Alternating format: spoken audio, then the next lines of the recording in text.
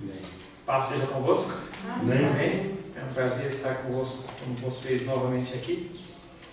É muito bom estar na casa do Senhor nesse dia, nessa abertura de mês.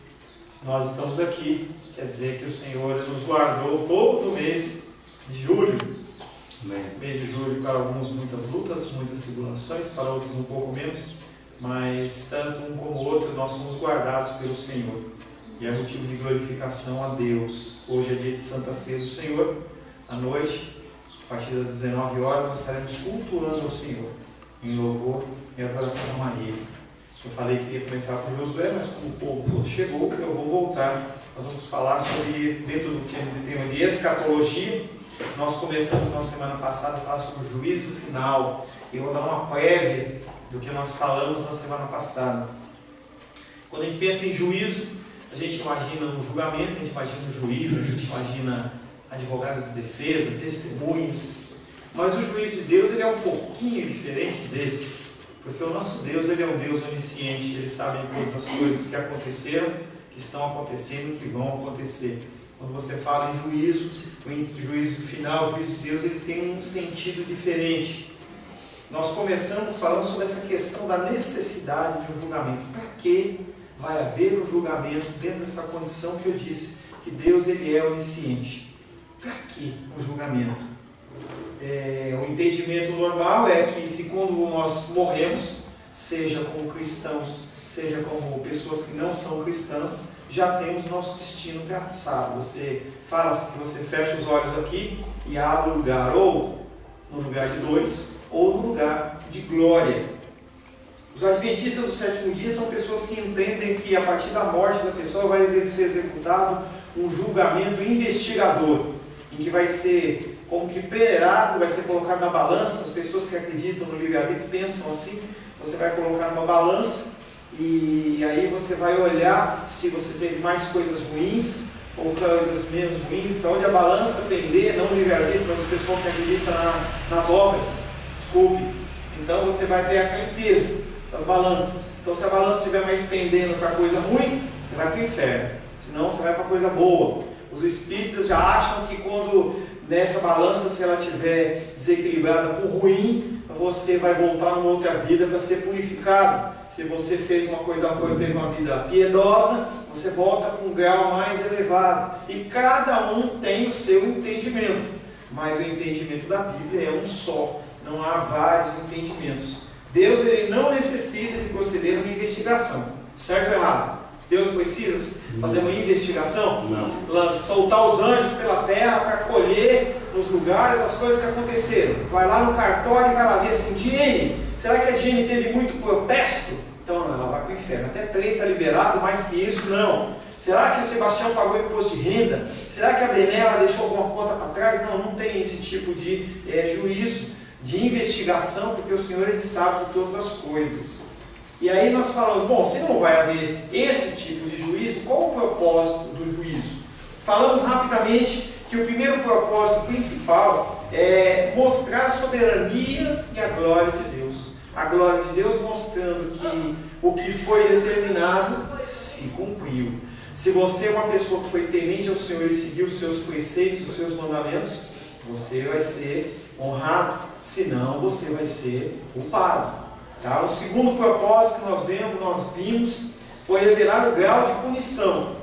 Inocente você achar que não vai ter grau de glória diferente ou de punição diferente. O nosso Deus ele seria um Deus sem sentido ou sem lógica.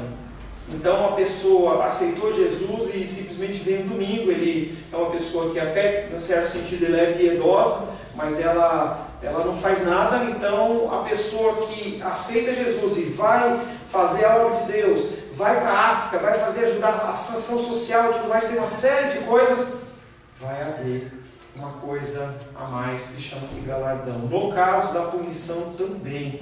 Não tem lógica você imaginar que uma pessoa, dentro do âmbito natural, ela cometeu um roubo de uma galinha, vai ter a mesma pena de uma pessoa que massacrou uma comunidade inteira. Tá? E aí esse juízo vai ser um juízo perante Deus, vai ser feito de uma graduação de pecado, ou de punição, digamos assim, segundo Deus. Pecado é pecado. Sim, mas eles têm graduação. A gente não tem como pensar de maneira diferente. Deus olha todos como pecadores, mas os pecados eles têm graduação. Um terceiro propósito é executar o julgamento de Deus para cada pessoa. Deus agora, naquele momento, ele vai realmente mostrar para as pessoas para que lugar ela vai. Separa o bode das ovelhas, vai separar o joio do trigo, e ali é o final e é o terceiro propósito. Falamos na semana passada mais detalhadamente sobre essas coisas. Falamos também a respeito de qual e quando será o tempo do juízo final. Ninguém sabe. Nós já tratamos sobre isso. Ninguém sabe o dia que vai acontecer. E aí fala, dia do juízo, será que vão ser 24 horas? Será que não vão ser? A gente não tem que se preocupar com esse tipo de coisa, e a Bíblia não nos dá luz em relação a isso. Porque da mesma maneira que pode ser 24 horas, cronologicamente, que o nosso Deus, ele é um Deus que na nossa mente não consegue acompanhar a sua força, a sua grandeza, a sua disposição, mas também pode demorar 1000 anos. Nós vamos estar falando de eternidade. O tempo não faz diferença. Quem será o juiz? E aí nós falamos que o juiz principal vai ser Jesus Cristo. Nós lemos vários textos, entre eles 2 Coríntios 5,10, que diz: porque importa que todos nós, e aí nós alertamos que se todos nós está falando sobre um juízo único. Tem pessoas que entendem que vai ter um juízo separado. E vários textos, eu não vou voltar, se você quiser ver mais informações, você vê nos vídeos anteriores, vários vídeos dizendo que todas as pessoas vão comparecer perante o tribunal de Cristo. Todos nós compareçamos perante o tribunal de Cristo para que cada um receba, segundo o bem ou mal que tiver feito por meio do corpo. E aí essa graduação vem através das obras. E aí está falando de cristão, entendeu? A graduação do beneplácito depois do pós-vida, na segunda vida, junto com Cristo, vai ser segundo as obras. É realmente mais apropriado que Jesus Cristo é o juiz do juízo final. Quem vai julgar é primeiramente aquele que padeceu todas as coisas e não pecou, aquele que tem um nome sobre todo nome, aquele que é sobre todo principado e toda potestade. Quando Jesus Cristo ele morre, ressuscita e cumpre todos os desígnios do Pai, ele é comissionado pelo próprio Deus a executar esse juízo. Ele é o nosso advogado de defesa enquanto vivos. Mas na hora do dia do juízo, ele vai ser o advogado de acusação. Satanás ele vai ser julgado também.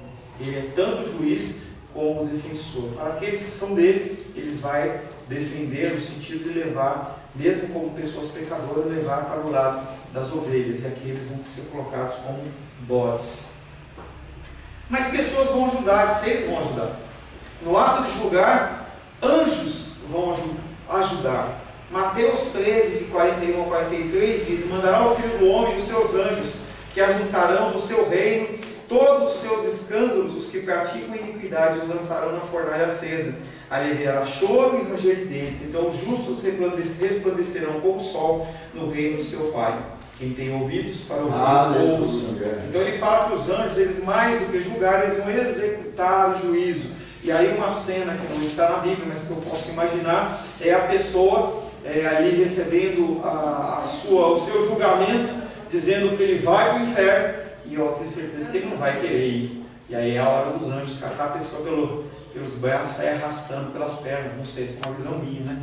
Arrastando pelas pernas e levando. Tem outras pessoas que pensam que vai ser que nem uma descarga, também pode ser, né? O Senhor Jesus ele puxa o descarguinho, aperta o botãozinho daquela ilha celestial, nem sei, irmão Cláudio. Jesus Cristo aperta o botão daquela descarga ida celestial e a pessoa que vai para o juízo, ela já vai já vai para lá, mas vai sem água, entendeu? Vai com fogo. Mesmo os santos, em seu estado glorificado, tomarão parte na obra de julgar. Aí não vai ser um julgamento participativo, mas mais como testemunha. Nós temos um texto que eu li, que é o texto de 1 Coríntios, capítulo 6, versos 2 ou 3. Você não precisa abrir, depois a gente vai entrar nos textos que a gente vai abrir. 1 Coríntios 6, versos 2 e 3, que nós lemos ainda na semana passada. Não sabeis que os santos hão de julgar o mundo? Ora, se o mundo deverá ser julgado por vós, sois acaso indignos de julgar coisas mínimas? Não sabeis que havemos de julgar os próprios anjos? quanto mais julgar as coisas dessa vida. E aí vai de encontro com aquelas pessoas que pegam aquele texto que você não pode julgar e interpretam de uma maneira errada. Nós temos que julgar as coisas mínimas também. E aí, mais um texto finalizando, a aula da semana passada, Mateus 19, 28, que fala: em verdade vos digo, os que me seguistes quando na regeneração, o Filho do Homem se assentar no trono da sua glória, também vós assentareis em 12 tronos para julgar as 12 tribos de Israel, se referindo aos 12 discípulos que estarão junto com o Senhor, sentados nos tronos, julgando as pessoas. Amém? Alguma pergunta rápida a respeito disso que eu falei? Foi a prévia da semana passada? Pensar, pastor Paulo, que as 12 tribos eram as tribos de Jacó, aqueles 12 tribos de Jacó, não? Sim, só que você tem que entender que quando se fala em 12 tribos, no contexto do Antigo Testamento se faz referência, sim, ao Israel de Deus. Mas quando se fala em Novo Testamento, nós como gentios somos incluídos como Israel de Deus. Em aulas também anteriores nós falamos sobre quem é o Israel de Deus. Será que Israel são só pessoas que têm o sangue judeu? Não. Foi o tempo que houve esse tempo em que as pessoas eram apenas os israelitas, eles eram salvos. Mas aí, com o passar do tempo, com a vinda de Cristo, essa salvação ela é aberta para outras pessoas, no caso eu e você, se não tiver o sangue judeu. Então, quando se fala em Israel, não se está falando em Israel no sentido estrito, e sim no sentido macro, no sentido de que todas as pessoas que confessarem Cristo como Salvador, elas serão salvas. Mais alguma coisa? Não, eu falei 12 que fala que vai sim, 12 tribos que representam Israel de Deus. São os filhos de Jacó. Tá? São as tribos que nós estamos tratando em Josué, são as tribos que estão tomando posse da terra prometida. São 12 tribos. E a gente já fez até algumas brincadeiras, que no caso dos filhos de José, eles são considerados filhos de Jacó também, e aí fala-se sobre meia tribo. A tribo de Levi, ela é excluída dentro de herança, porque a herança dos que são sacerdotes, que são da tribo de Levi, é o Senhor, e essa é a minha porção e a sua porção. Por isso que, quando se fala hoje na igreja em prosperidade, no sentido pecaminoso, não que você tenha que viver maltrapilho, não, nós temos que viver bem, entendeu? Sabendo ser dispenseiros das coisas do reino, mas a nossa herança é Deus, a nossa herança é o Senhor. Apesar da gente não ter esse mês de julho viajado para a Europa, pelo menos nós que estamos aqui na sala, que eu conheço o vídeo de vocês, nós não viajamos para a Europa, não temos um iate, não temos carro importado, só o Sebastião tem um Mercedes classe A, mas nós fomos providos pelo Senhor. A graça do Senhor, a provisão do Senhor, a misericórdia do Senhor é muito melhor do que um grande salário, do que uma grande provisão. Não que você não tenha que buscar estas coisas. Amém? Pergunta começa hoje falando: quem será julgado? Quem vai ser julgado? Pergunta para vocês: quem vai ser julgado? Todo mundo. Quem é todo mundo? Lembra que no conceito judeu, se você chegar para um judeu e falar assim: todos, tudo que é meu é seu. O judeu vai olhar e falar assim: tudo o quê?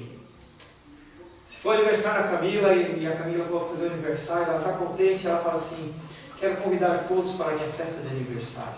Ela está falando todos do Guaraú, todos do Guará inteiro, de Brasília, do Distrito Federal. Então todos no sentido restrito, todos que estão no ambiente. Mas aí a minha pergunta é: quem será julgado? Vocês falaram todos. Todos quem? Todas as pessoas, a humanidade. Todos serão julgados. 1 Coríntios 6,3, abre aí. Só a humanidade vai ser julgada? Os vivos e os mortos. Quem mais? Opa! Tem mais coisa, velho. 6,3. 6,3. 1, 2, 3. Número 3. Não sabeis que haveis de julgar os próprios ânimos? Quanto mais as coisas dessa vida. Então, nós vamos ser julgados. Nós vamos estar falando especificamente sobre cristãos, sobre não cristãos, mas também os anjos. Ou você acha que aquela rebelião que teve no céu, encabeçada por Lúcifer, vai ficar por isso mesmo? Vai não. Vão ser julgados os anjos também. Tá? Conforme citado, os anjos também serão julgados. Abre 2 Pedro capítulo 2, verso 4. Mais um texto que fala sobre os anjos. 2 Pedro capítulo 2, verso 4.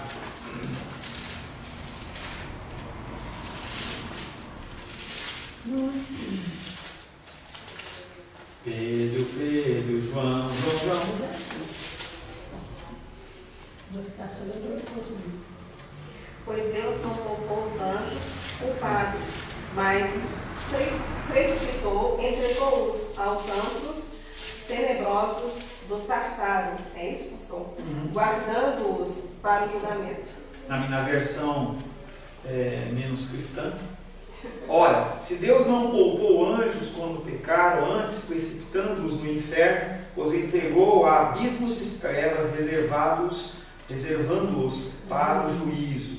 Então, os anjos caídos, eles vão ser julgados. Mais um texto falando sobre os anjos. Judas, capítulo 1, verso 6. Pastor, o discípulo que quer o Jesus escreveu um evangelho, um livro na Bíblia? Não, é outro Judas.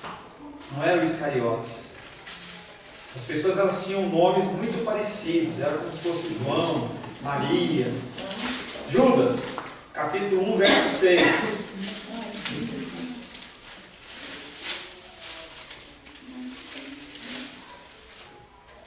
Capítulo 1, verso 6. fala sobre e aos anjos e a anjos, os que não guardaram o seu estado original, mas abandonaram o seu próprio domicílio. Ele tem guardado sob trevas, em algemas eternas, para o juízo do grande dia. Então está falando que esses anjos que são caídos, e não é na totalidade, uma parte desses anjos ele tem a permissão de nos apurrinhar e nos atormentar sob o domínio de Satanás, mas alguns anjos eles já estão no lugar de julgamento. Os anjos que são caídos, eles vão ser julgados. E aí vocês falaram que todos os seres humanos seriam julgados, e aí a gente tem que ver biblicamente se realmente é ou se não é. Mateus capítulo 25, verso 31 e 32. As Escrituras também ensinam que todos os seres humanos de todos os tempos terão de aparecer perante esse tribunal final. Mateus capítulo 25, versos 31 e 32. Irmão Cláudio? Mateus 25, versos 31 e 32.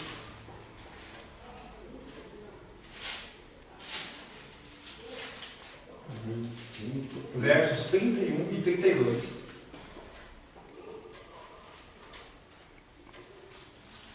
Você que está na internet, pode abrir sua Bíblia, não fica guardando, né? Não. E quando o Filho do Homem vier em sua glória e todos os santos anjos com ele, então se assentará no trono da sua glória, e todas as nações serão reunidas diante dele, e apartará um dos outros, como o pastor se aparta dos bodes as ovelhas.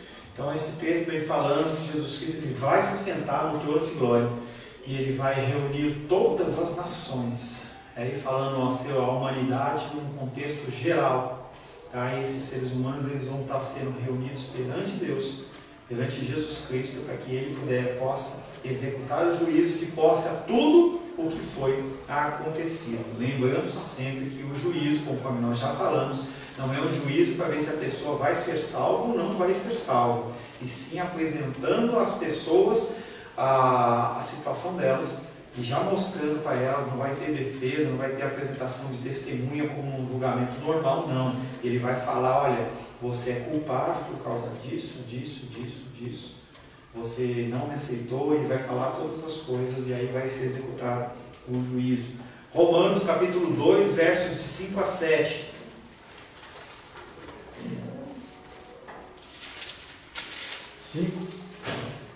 Romanos capítulo 2, versos de 5 a 7.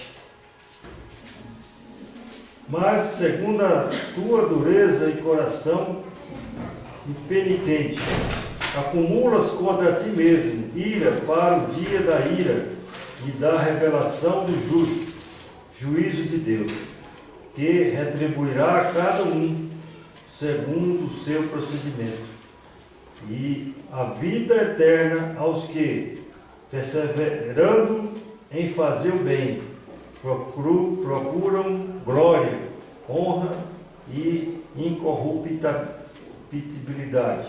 Tá? E aí não interprete esse texto achando que Deus ele vai julgar segundo as suas obras para a salvação. Eu vou ficar repetindo isso por todo o nosso estudo. As obras não são para dizer se você é salvo ou se você não é salvo. As pessoas que executam boas obras são pessoas com Cristo no coração, com uma motivação correta, e elas não são salvas, elas não executam obras para a salvação, e sim porque são salvos, elas executam boas obras. Bom, então não interprete que você vai ser julgado, vou sair fazendo coisa boa para Deus olhar para mim e falar, não, se você fizer a vida inteira de coisas de obras e você não tiver isso no coração, não vai valer de coisa nenhuma, não vale de coisa nenhuma. A gente brinca, a menina está arranjando namorada, fala assim, essa pessoa é perfeita, essa pessoa é maravilhosa. Ele como homem, ele é uma pessoa educada, é uma pessoa que cuida do pai, cuida da mãe, e ajuda os pobres e tal. Ele tem tudo, só falta uma coisa. Só falta Jesus. Ou seja, falta tudo. Falta tudo. Falta tudo. Ah, será que é assim mesmo, pastor? Se você como mulher, se você como homem deseja pagar esse preço, pague. Mas já deixa aconselhar, já deixa marcado um aconselhamento com o seu pastor ou comigo, porque você vai sofrer. Não tem como haver comunhão entre luz e trevas. Mas eu quero arriscar. É com você. É com você. Deus também julgará o mundo. Romanos capítulo 3, verso 6. Romanos 3, verso 6. Certo que não, do contrário, como julgará Deus o mundo? E aí você tem que entender, eu vou falar um pouco mais hoje à noite no culto à noite, quando o apóstolo Paulo ele fala sobre julgar o mundo, ele está mostrando para os judeus, porque essa epístola é uma epístola para os romanos, é com muitos judeus convertidos, e ele está falando assim, olha, não é só vocês, vão ser os que não são judeus também vão ser julgados. Então, quando ele está falando em mundo, ele está mostrando para os judeus que eles não são apenas eles que são salvos e também não vão ser apenas eles que vão ser objeto de juízo. Porque havia no coração deles que eles, como nação especial, uma nação separada de Deus, eles também teriam um julgamento especial e eles talvez não fossem julgados ou não houvesse julgamento para os outros. Não, inclusive os gentios. Deus julgará todos. Nessa cena de julgamento encontraremos todos os mortos. Julgamentos dos grandes, julgamentos dos pequenos, inclusive aqueles que foram entregues, devolvidos pelo mar, pela morte e pelo Hades. Todo mundo. Mas pastor, aquele cara lá estava lá no Titanic e ele foi comido pelo tubarão. Deus ele vai resgatar todos os elementos e aquela pessoa ela vai estar com o corpinho dela formado, não sei se vai estar mordidinho, não sei, entendeu? Mas ela vai estar perante o Senhor para esse julgamento. Apocalipse capítulo 20, versos 12 e 13. Apocalipse 20, versos 12 e 13. Não é apenas as pessoas que estão enterradinhas lá, estão no cemitério do Campo da Esperança ou qualquer outro cemitério, não. É todos os mortos. Apocalipse capítulo 20, versos 12 e 13. Vi também os mortos, os grandes e os pequenos, postos em pé diante do trono. Então se abriram livros. Ainda outro livro, o livro da vida, foi aberto. Os mortos foram julgados segundo as suas obras, conforme que se achava escrito nos livros. Deu o mar os mortos que nele estavam. A morte e o além entregaram os mortos que neles haviam. E foram julgados um por um segundo as suas obras. Entendendo novamente, vou repetir, não é para salvação. Não é para salvação. Bom? Se todos os homens devem aparecer perante o tribunal de Cristo, isso tem que incluir também os crentes. O Novo Testamento ensina isso explicitamente. Bom, nós já falamos dos anjos que vão ser julgados, nós falamos sobre os ímpios que vão ser julgados, e agora vamos falar sobre os cristãos que também vão ser julgados. 2 Coríntios capítulo 5, verso 10. 2 Coríntios capítulo 5, verso 10.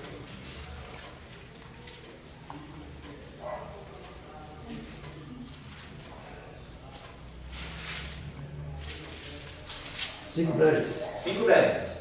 Porque importa que todos nós compareçamos perante o tribunal de Cristo, para que cada um receba segundo o bem ou o mal que tiver feito por meio do corpo. Pergunta, essa carta foi escrita para quem? Aos Coríntios. Coríntios. Ele mandou carta para os ímpios? Mandou para quem? Os crentes de Corinto, a igreja de Corinto, que estava uma bagunça lá. Estava uma bagunça a igreja de Corinto. E aí o apóstolo Paulo manda a primeira carta, depois ele manda a segunda carta. Pois importa que todos... O que está escrito aí? Todos nós. E aí o apóstolo Paulo fala dele e de todo aquele povo que iria ler a carta. Está falando de cristãos, está falando de crentes. Tá? Outro texto, Hebreus 10:30.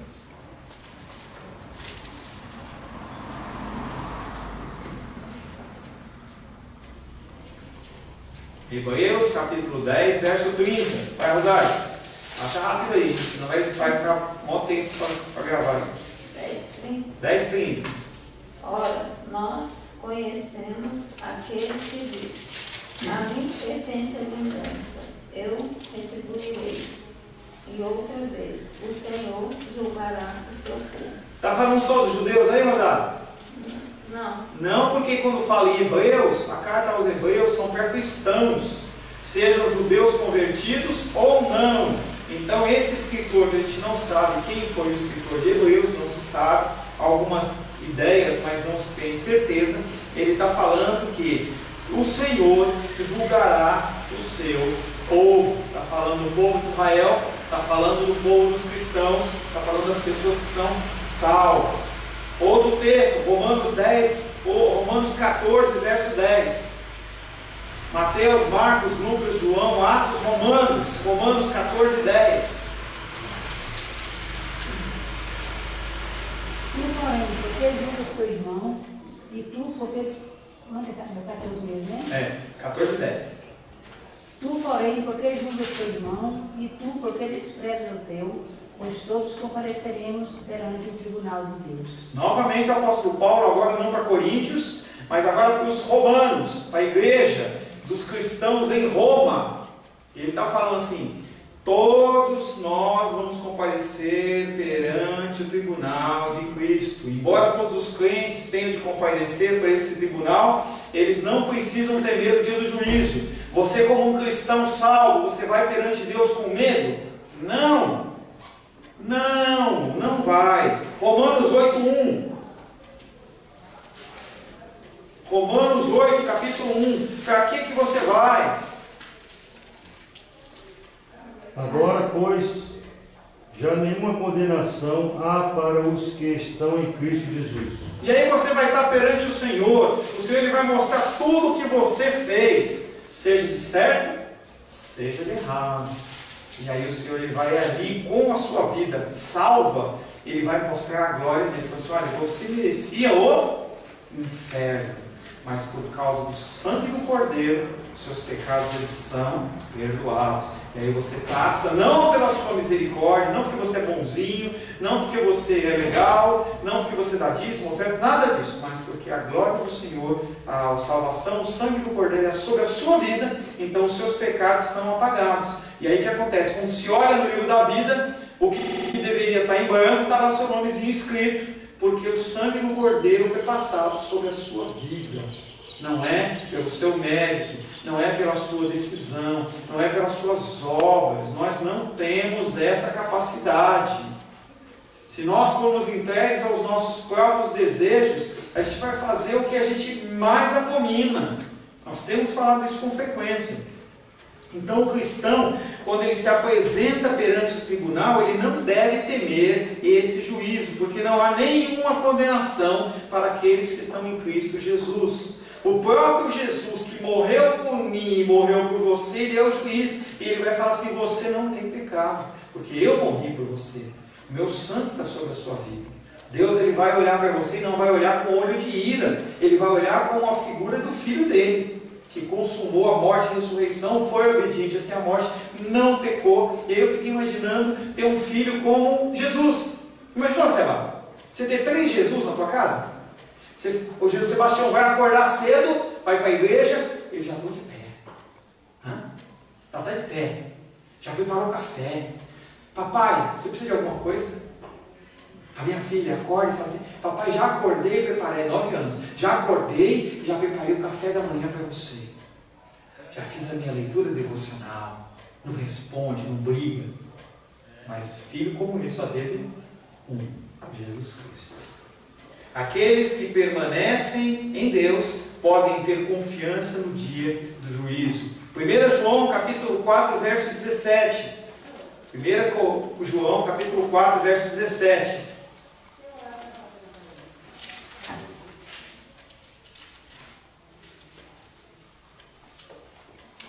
Ao que lhe respondeu a mulher. Não. 1 João.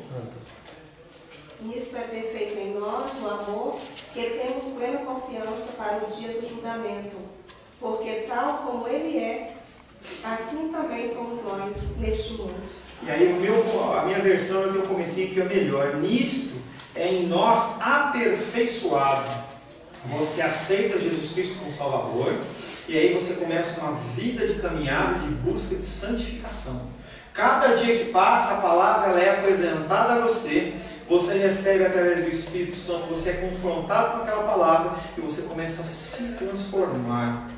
E aí eu vou lendo de novo: nisto é em nós aperfeiçoado. Então você vai sendo aperfeiçoado, em especial numa característica que é o amor.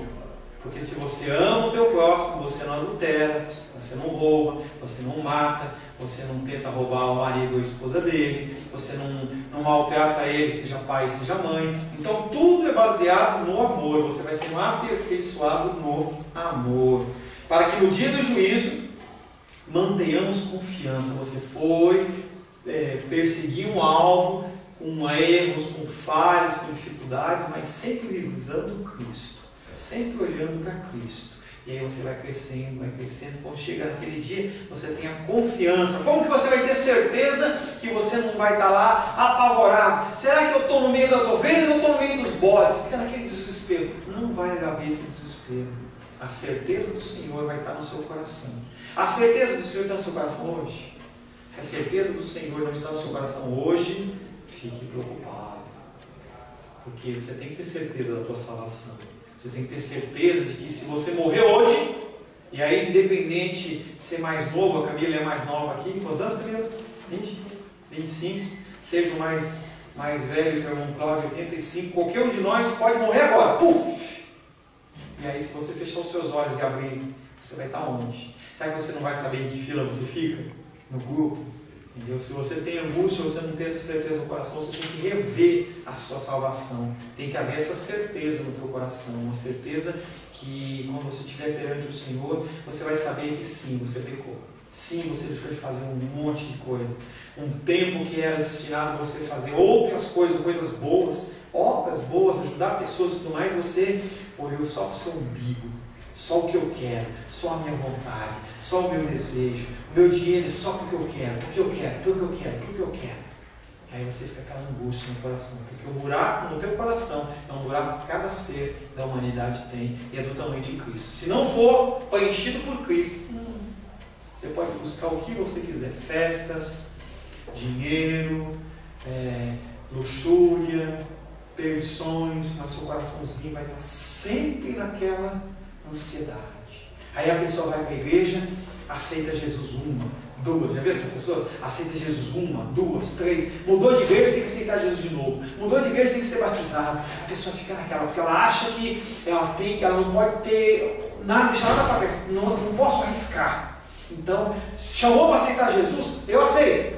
Mas você não aceita. Não, mas eu quero aceitar de novo. Eu já fui batizado, não, eu quero ser batizado de novo. Eu fui batizado na igreja católica, eu tenho que ser batizado no evangélico, porque naquela época não é o Papa, não é o Papa. É o Papa, você é batizado em nome do Pai, do Filho e do Espírito Santo. Ah, pastor, mas eu quero. Amém. Mas não sabe o que vai fazer alguma diferença na sua vida. E as pessoas elas vão buscando autoafirmações, porque na verdade elas não têm Cristo no coração.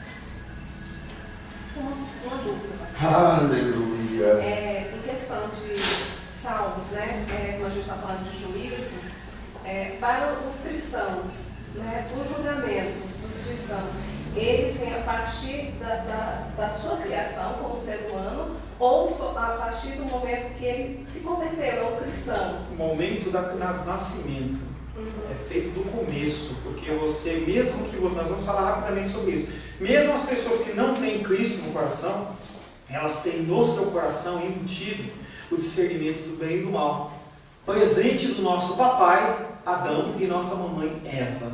Então ninguém precisa falar para a Diene que ela não pode roubar, não pode matar e não pode fazer uma série de coisas, bater nos bichinhos, cabelo das bichinhas, né? Você não tem que gostar. Eu e Rosângela não queremos ter bicho em casa, tá?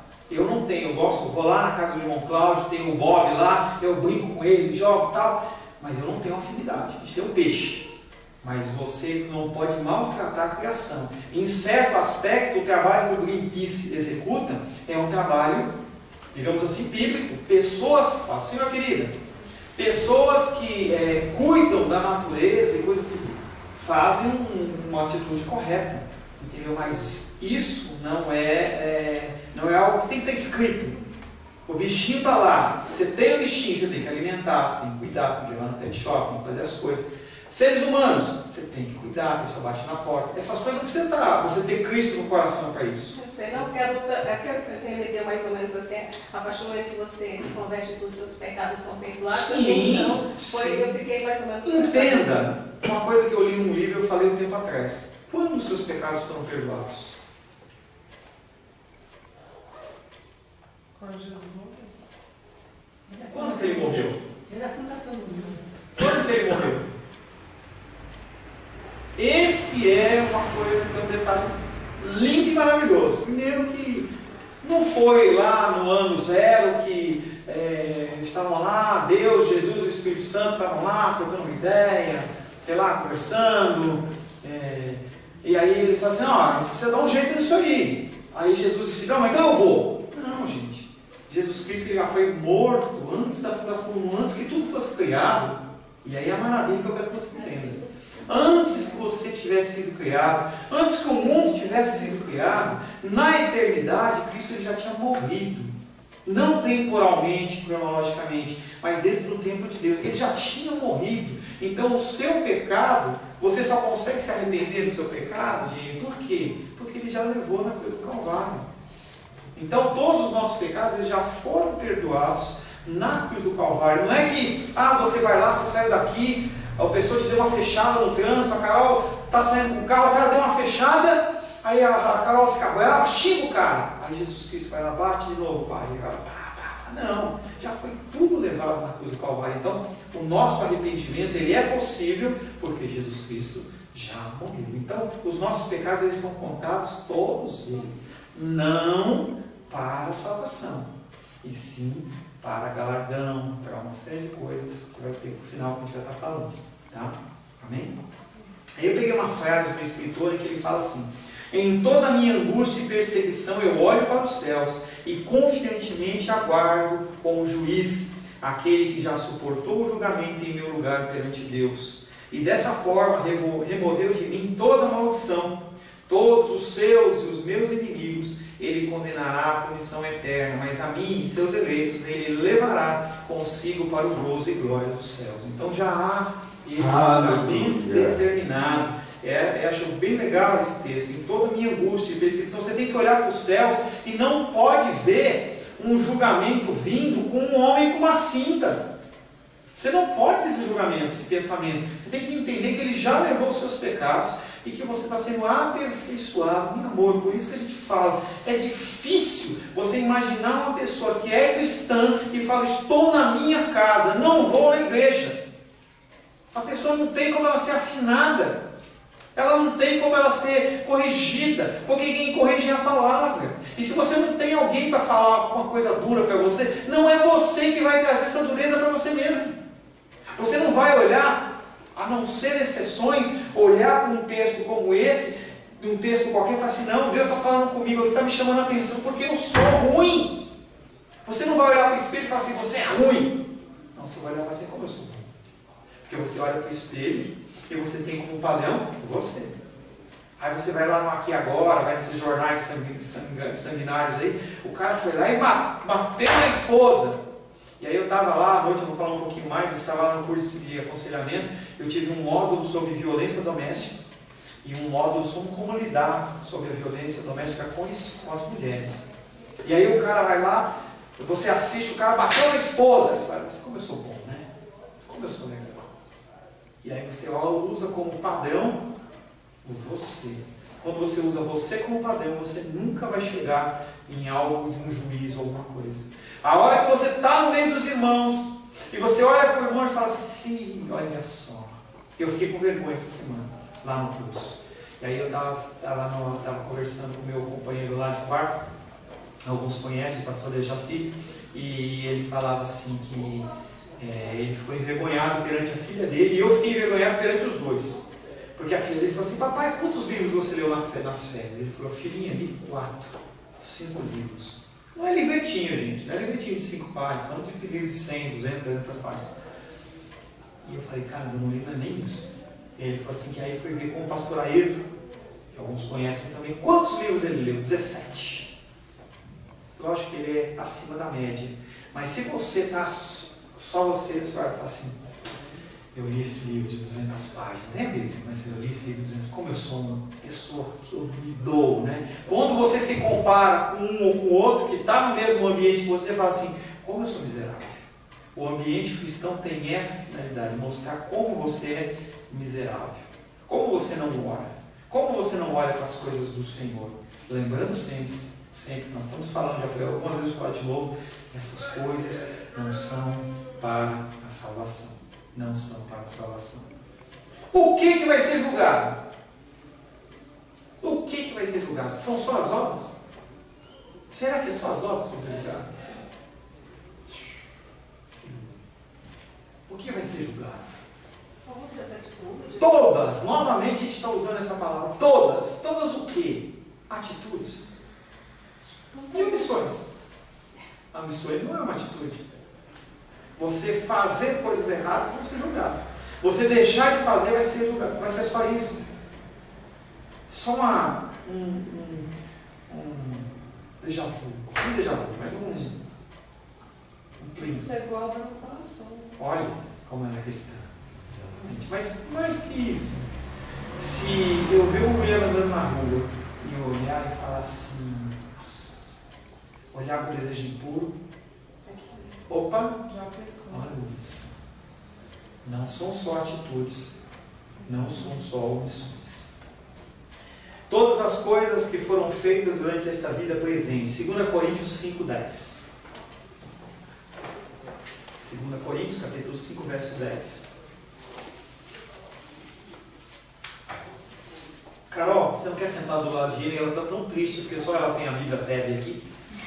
Não, tô brincando, pode ficar. Pode ficar. 2 Coríntios 5:10. Porque importa que todos nós compareçamos perante o tribunal de Cristo, para que cada um receba segundo o bem ou o mal que tiver feito por meio do corpo. Tudo que uma pessoa fez, falando uma formativa, é uma expressão da inclinação básica do seu coração. Nosso coração é inclinado para o mal. Bom, aí já acaba com as suas obras de bondade. Toda obra que você fala assim, mas eu fiz. Toda obra sua tem um contexto pecaminoso. Eu estar aqui de manhã, na escola dominical, tem um contexto pecaminoso. Talvez para que você não vá embora para a igreja.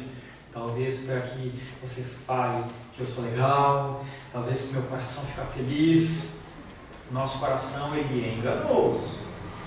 Porque importa que todos nós compareçamos perante o tribunal de Cristo, que cada um receba segundo o bem ou mal que tiver feito por meio do corpo. Tudo que uma pessoa fez é uma expressão da inclinação básica do seu coração, e por isso será levado em conta no dia do juízo. Isso inclui obras, palavras, pensamentos da pessoa. Basicamente, o que procede do coração. Palavras. A gente agride as pessoas com palavras, às vezes é muito mais ofensivo do que um soco na cara, né, tia? Às vezes a pessoa traz uma palavra para você e ela não te bateu. Seu marido já te bateu? Seu namorado já te bateu? Não. Eu conheço uma menina que ela namora um rapaz, e o rapaz nunca bateu nela. Mas que ele olha para ela e fala assim: sua prostituta,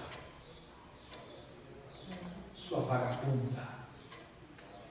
Será que o que é mais dolorido? É uma palavra, exatamente. Às vezes, uma dor física, ela cura, mas uma dor emocional, ela demora muito mais para ser curada. Uma vez eu torci o tornozelo jogando futebol de salão e eu não quebrei. E o médico olhou para mim e falou assim: era melhor que você tivesse quebrado.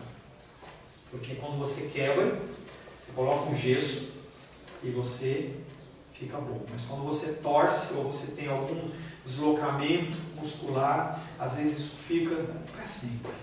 O meu tornozelo, se você pegar ele parece aquele chocante. Se eu jogar futebol, eu tenho que proteger ele muito bem, porque ele é frágil, é como se fosse de vidro. Eu vacilei, meu pé ele vira e fica pretão. Se tivesse quebrado, teria sido colocado pino, alguma coisa e tal. Minha titia caiu, quebrou, foi um tempo de muita dor, mas está consolidado. Vai lá para o médico fala assim: está consolidado.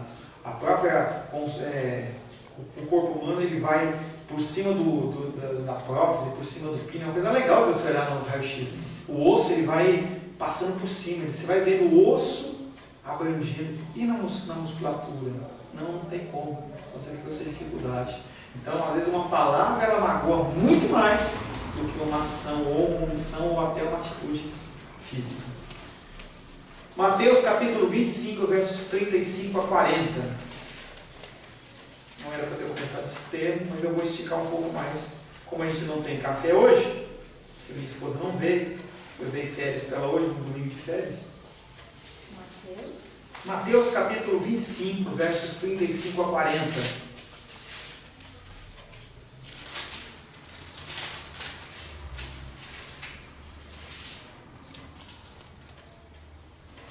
Porque tive fome e me deste de comer, tive sede e me deste de beber, era forasteiro e me hospedastes, estava nu e me vestistes, enfermo e me visitastes, preso e foste-me ver-me.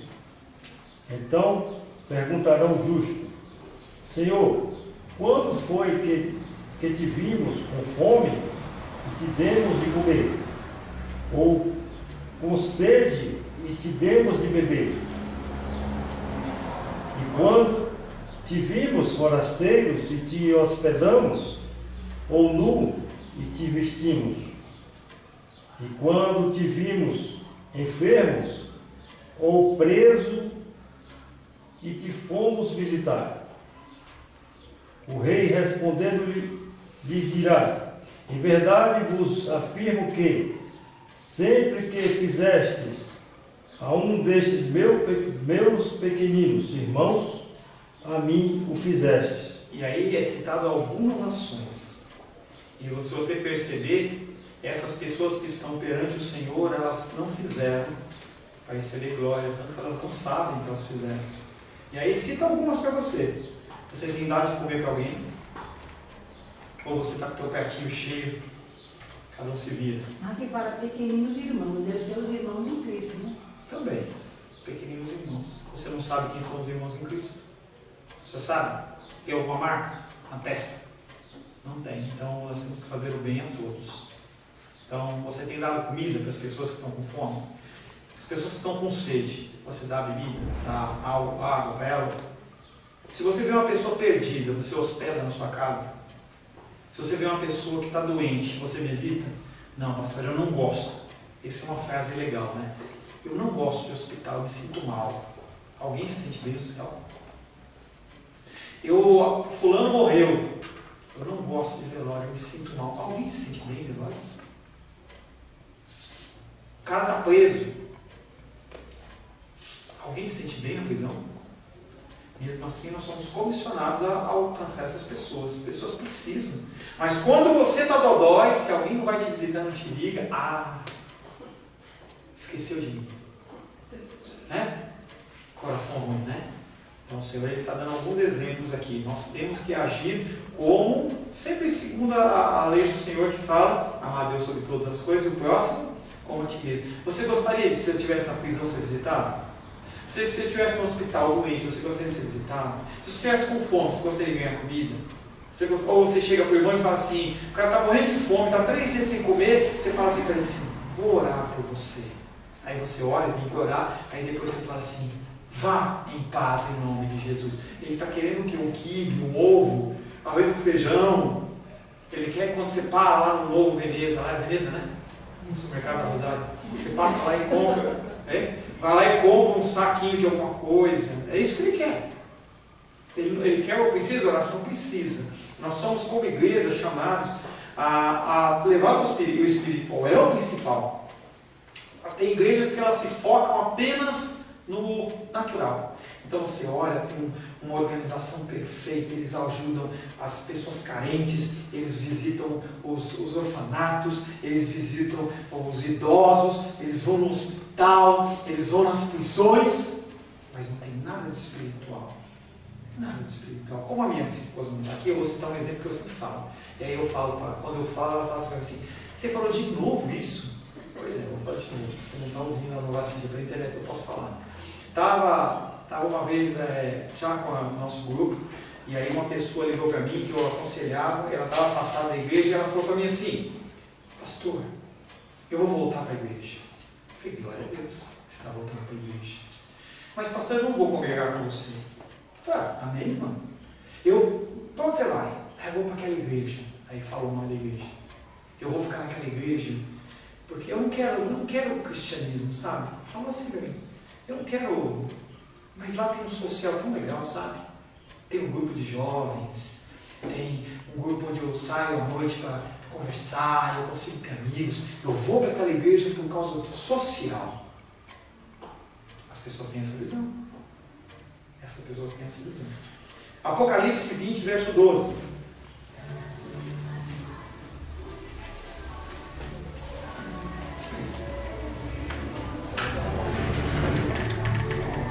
Olha o som.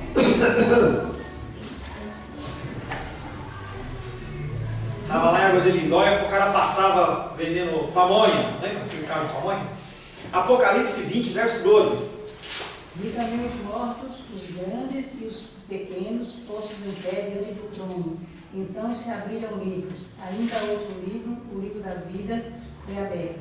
E os mortos foram julgados segundo as suas obras, conforme o que achava escrito nos livros. Já falei 6 vezes, vou falar mais uma vez. Os mortos, eles foram julgados segundo as suas obras para a salvação? Não. Fala comigo. Não. Não foram, falei, não foram julgados nas obras para a salvação. Tá bom, grava isso aí. Efésios 6, 8.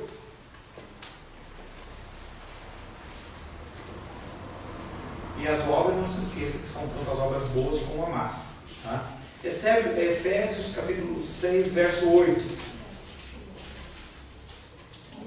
Certo de que cada um que fizer alguma coisa boa, receberá isso outra vez do Senhor, quer seja certo, quer livre. Tá falando sobre o prêmio para os salvos, as coisas boas. Hebreus capítulo 6, verso 10.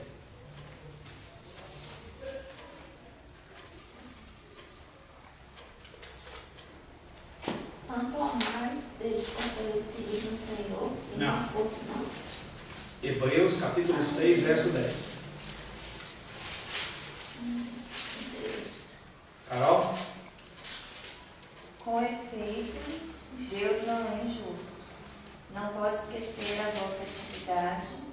do amor que demonstraste para com seu nome, pondo-vos a serviço dos santos no passado e ainda no presente. Porque Deus não é injusto para ficar esquecido do vosso trabalho e do amor que evidenciastes para com o seu nome, pois servistes e ainda servis aos santos. Deus não é injusto para, eu não sei se ela vai ser salva, mas, por exemplo, Madre Teresa de Calcutá, uma pessoa que viveu em prol dos necessitados, não ser a salvação dela, não ser a sua salvação. Se ela foi salva, você acha que você que não fez coisa nenhuma, a não ser aceitar Jesus e ser batizado, vai ter o mesmo galardão nos céus? Uma pessoa que dedicou a vida inteira, abriu mão de riqueza, abriu mão de um casamento, de filhos e tudo mais. Deus não é injusto para ficar esquecido do vosso trabalho. O dia do juízo também se ocupará das palavras que pronunciamos. Falamos de atos, agora de palavras. Mateus 12, 36. Mateus capítulo 12, verso 36.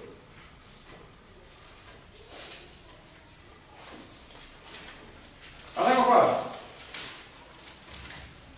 Mateus 12, 36. Quem achou, leia, por gentileza. Ora, eu vos digo, os homens prestarão contas no dia do juízo de qualquer palavra inconsiderada que tiverem proferido. Digo-vos que toda palavra frívola, toda palavra falada da boca para fora, que proferirem os homens, então são mulheres, já está livre, né, Carol? As mulheres, né? Não, os homens aí está falando do gênero humano. Tá? Peraí que eu perdi o texto. Digo-vos que toda palavra frívola que proferirem os homens dela darão conta no dia do juízo. Aquelas palavras que você olha e fala assim, desculpa, foi só brincadeira. Você vai lá falar aquela besteira, a pessoa fica magoada, fica triste. Foi só brincadeira. Toda palavra vai ser julgada. Porque a palavra que sai da sua boca, ela procedeu primeiro de onde, Camila? Do coração. Do coração procedem os maus desígnios, o adultério, o roubo, assassinato, mentira, e toda a podridão vem do coração. Então, se você falou algo, é porque aquilo estava dentro do seu coração. Já dei esse exemplo, vou falar de novo. Você pegar um balde cheio de leite, você pegar uma esponja, afundar a esponja dentro do balde de leite, tirar e apertar, sai o quê? Por quê? Porque o balde estava cheio de... Você é esponja.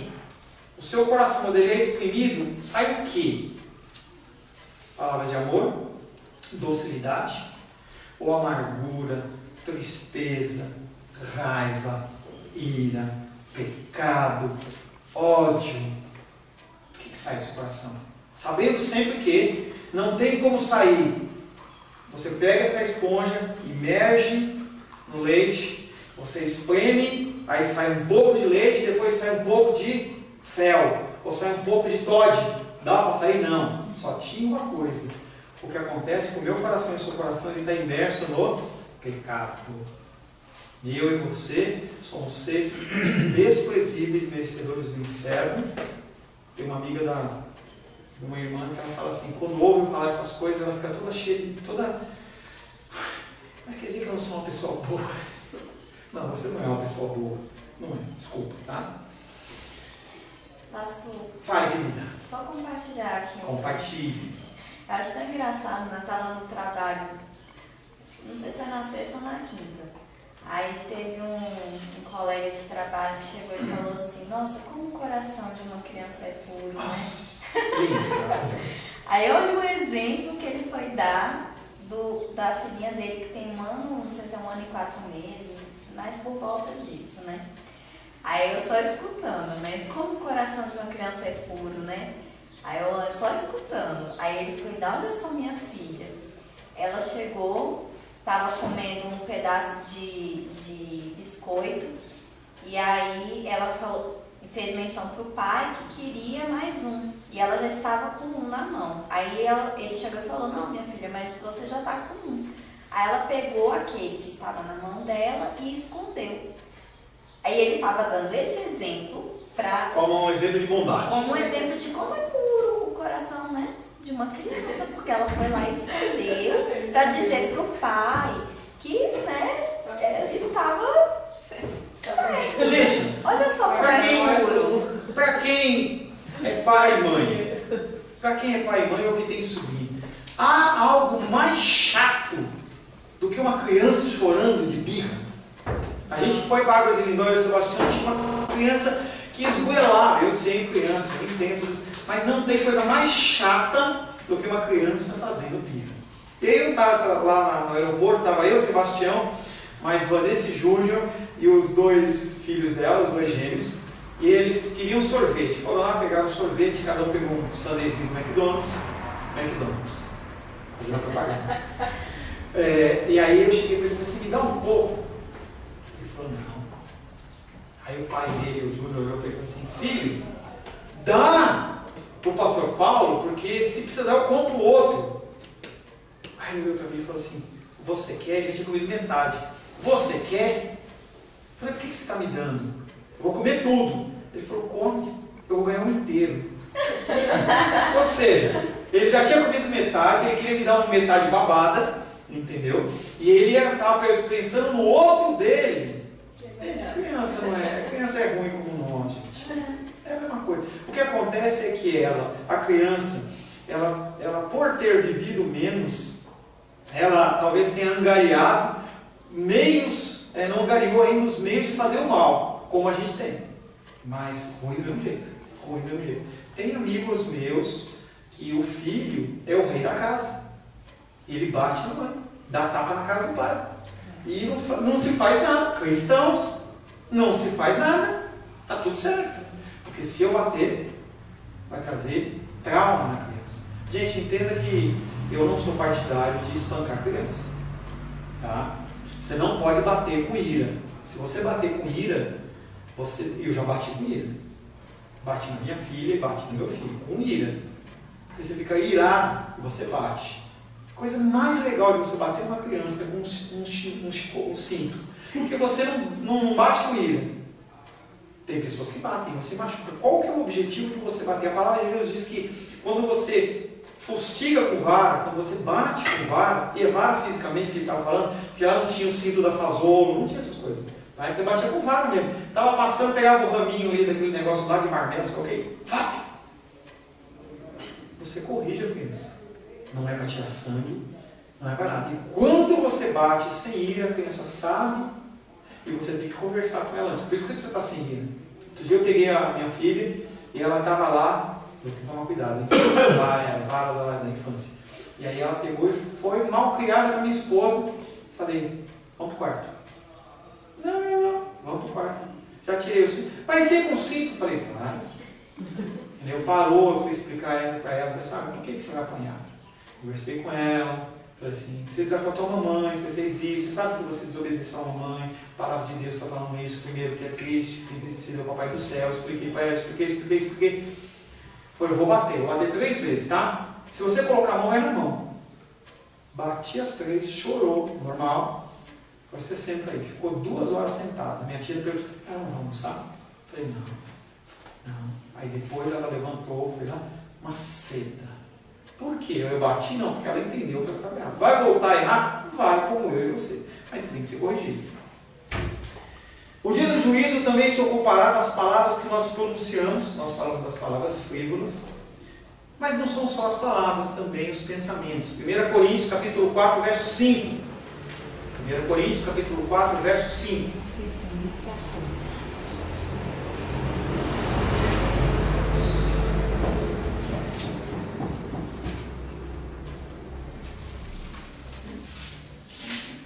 Coríntios, capítulo 4, verso 5. Achou ler, não se preocupe que você já leu. Portanto, nada julgueis antes do tempo, até que venha o Senhor, o qual não somente trará a plena luz as coisas ocultas das trevas, mas também manifestará os desígnios dos corações, e então cada um receberá o seu louvor da parte de Deus. E aí o Senhor está falando assim, mesmo você que faz, ele vai pesar. Você foi lá na creche para quê? Você deu a comida para quê? Para que as pessoas olhem para você e falem assim, legal, hein? Pô, irmão Cláudio é um cara fiel, hein? Aí você olha assim, mas olha, ele cuida da família dele, ele faz isso, faz aquilo, e o irmão Cláudio está lá, ó, quero mais honra.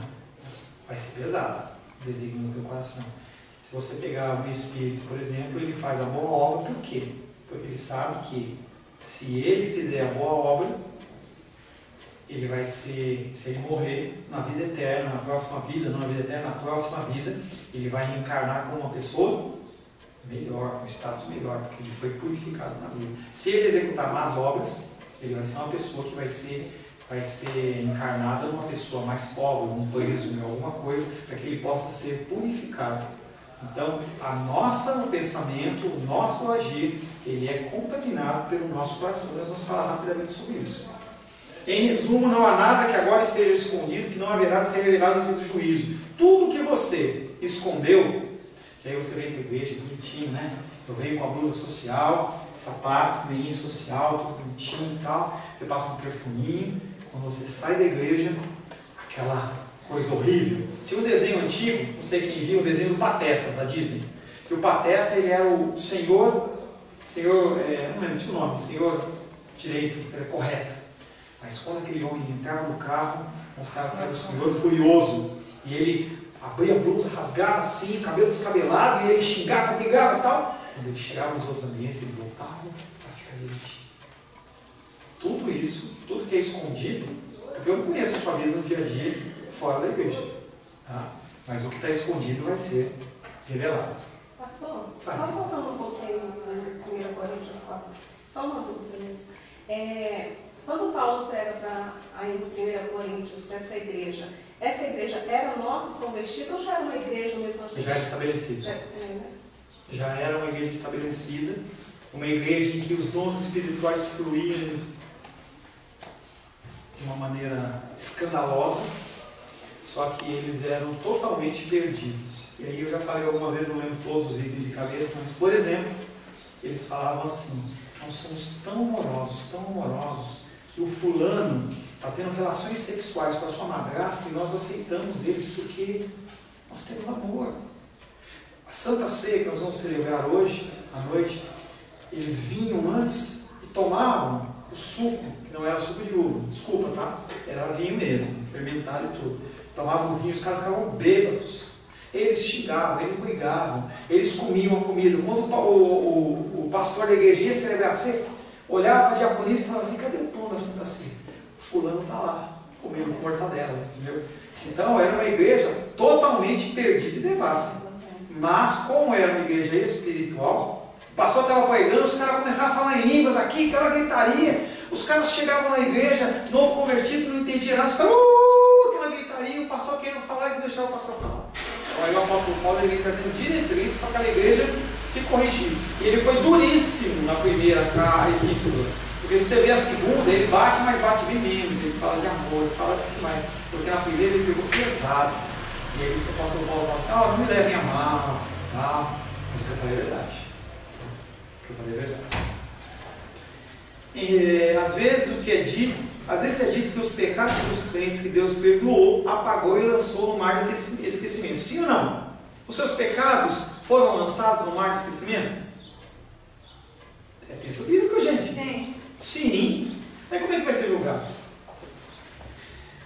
Entretanto, se é verdade que nada que agora esteja oculto, que não venha a ser revelado, e que o juízo se ocupará de todas as nossas obras, palavras e pensamentos, então certamente os pecados dos crentes também serão revelados naquele dia. De fato, se é verdade que as melhores obras dos crentes estão manchadas em pecado, como será possível trazer à luz qualquer feito dos crentes sem reconhecer algum pecado ou imperfeição?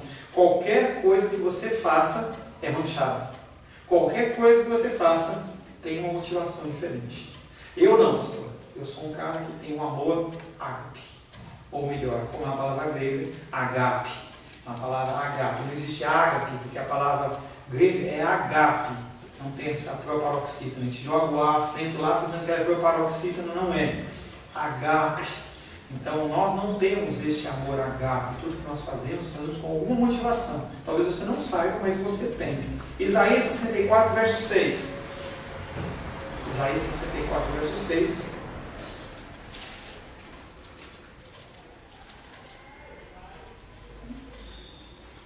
Mas todos nós somos como o imundo, e todas as nossas justiças como travo de imundícia. Todos nós murchamos como a folha, e as nossas iniquidades como um vento nos arrebatam. Então o Senhor olha para mim e para você, olha para a roupa lavada com omo, e a roupa não lavada com omo, e fala assim, as duas são iguais, são imundas. Todas as nossas justiças são como travo de imundícia. A palavra que já foi explicada, mas eu falo novamente, travo de imundícia. Naquela época a mulher não tinha mods, não tinha carefree, não tinha... Qual da marca aí? Tá com vergonha, né?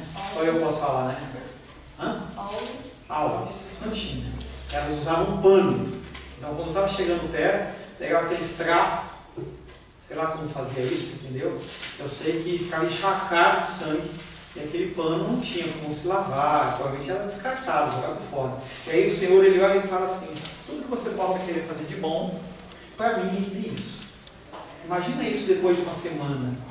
Imagina isso depois de um mês, o cheiro, podridão, as moscas varejeiras em cima. Para Deus, ele olha e fala assim, tudo que você faz de bom, para mim é isso. Elas não lavaram? Não sei. Não sei. Estava no deserto? Não sei dizer. Se lavava, entendeu? Também deu trabalho, né? Porque às vezes a gente vê umas manchinhas de sangue, é difícil de tirar. Imagina o negócio que tem encharcado. Não sei te dizer. Isaías 64, 6. Aí Carol, esperta, que como não vai ter lanche hoje, porque a Rosângela não veio fazer café, ela já está tomando o lanche dela. Guarda um pãozinho para mim, esse pecador, hein? Isaías 64, 6, conforme nós lemos, mas todos nós somos como imundo, e todas as nossas justiças como travo de imundícia. Todos nós murchamos como a folha, e as nossas iniquidades como um vento nos arrebatam. As nossas falhas e deficiências como os cristãos salvos participarão do quadro do dia do juízo, mas com pecados perdoados. Aí a gente volta num dos propósitos desse juízo. Ele vai olhar para você e falar assim, olha, irmão Sebastião, você fez isso e olha para mim o que é. Você fez aquilo e olha para mim o que é. A dia ele foi lá e pegou um copo de água para mim, lavou o copinho, mas olha para mim o que é. Mas o sangue de Jesus passa, e aí isso aí vira uma obra que não é uma obra suja, é uma obra limpa. As nossas falhas e deficiências como cristãos salvos participarão do quadro do dia do juízo. Por isso, os crentes não têm nada a temer. Por quê? Porque o sangue do Cordeiro já passou sobre os nossos pecados, sobre os nossos pensamentos, sobre as nossas motivações. Embora tenhamos que prestar conta de tudo que fizemos, dissemos e pensamos, inclusive do meu tempo, do seu tempo, o que você tem feito com ele? Será que é mais fácil você ficar na frente da televisão 2, 3, 4 horas do que ler um livro, meditar em alguma coisa, fazer uma obra boa? Ah, pastor, você faz isso? Não faço. Sou pecador que nem você. Tá? Dissemos e pensamos, isso deveria ser para nós um incentivo, entendendo que a nossa luta é uma luta de dia após dia após dia. A diferença que nós temos é que nós caminhamos em direção a um alvo chamado Jesus. Feche seus olhos. Senhor, em nome de Jesus, te agradecemos porque até aqui o Senhor tem nos ajudado e a nossa palavra, nossas ações são ações, Pai querido, que são pecaminosas. São ações, Pai querido, que se não fosse o Teu sangue, que se não fosse, Pai querido, a Tua graça, a Tua misericórdia, Pai, nós seríamos consumidos. Queremos entregar nas Tuas mãos o nosso dia a dia, porque se estamos vivos hoje, quer dizer que é mais um dia que é dada a oportunidade de nós nos portarmos como cristãos. Em nome de Jesus. Amém. A paz seja convosco. Meu nome é Paulo César. Eu sou pastor da Igreja Cristã Semente de Vida, aqui em Brasília, Distrito Federal. Me alegro que a palavra tenha te alcançado. A palavra faz isso. Ela alcança as pessoas aonde quer que elas estejam. E você foi agraciado com esta palavra. Não que eu tenha nada especial a te dizer. A palavra ela é suficiente e ela usa quem ela quer. E eu me alegro por ter sido um canal para poder te abençoar. Mas eu quero te dizer que não basta você ser um ouvinte. Não basta ser uma pessoa que se alegra quando você ouve a palavra de Deus. A vida ela é feita de decisões. Se você está ouvindo essa palavra hoje, eu creio que o Espírito Santo tem um propósito especial com você. Muito mais do que prosperidade, muito mais do que uma cura física, uma cura emocional ou espiritual, Ele quer te alcançar para a vida eterna. Nós investimos nosso tempo, nós investimos as nossas forças em coisas terrenas, mas o Senhor Ele tem muito mais a oferecer. Ele tem sim para você a cura, Ele tem sim para você a prosperidade, mas Ele tem muito mais que isso. Submeta-se a um Deus que Ele é capaz de mudar e transformar a sua vida por completo. Creio que o Espírito Santo Ele é capaz de tocar o teu coração. Quero pedir que você curve a sua cabeça. Senhor, em nome de Jesus, coloco na tua presença essa vida que ouve esta ministração, que ouve esta palavra. Pai, eu não tenho capacitação nenhuma, mas o teu Espírito Ele é capaz sim de tocar nesta vida, gerar nela mudança, transformação, arrependimento, e que ela possa simplesmente bater no peito, convencendo-se que é pecadora e que precisa de um Deus salvador. Não há um caminho a ti, meu Deus, que não seja através de Cristo. E eu lhe peço, Pai querido, que você alcance essa vida e ele possa sim tomar uma decisão pessoal pelo Senhor, em nome de Jesus. Amém. Amém, meu querido. Amém, minha querida. Fico contente que você esteja ouvindo essa ministração até o fim. E peço que você não se limite a ouvir os cultos pela internet. Você procure perto da sua casa uma igreja, um lugar que proclame a palavra do Senhor. Eu oro para que o Espírito Santo te direcione nessa busca, porque muita coisa tem sido oferecida que não é o Evangelho. Eu abençoo a sua vida em nome de Jesus. Amém.